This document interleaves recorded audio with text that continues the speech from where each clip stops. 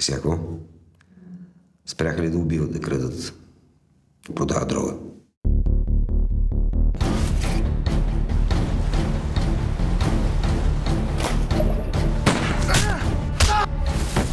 Иво става прекалено голям. Някой трябва да го спре.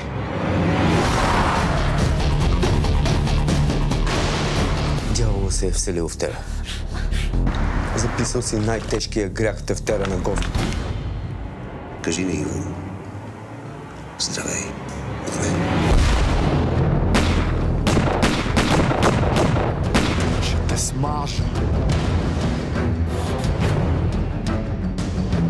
Виждаш ли някъде морал тук? Има ли място тук за морал?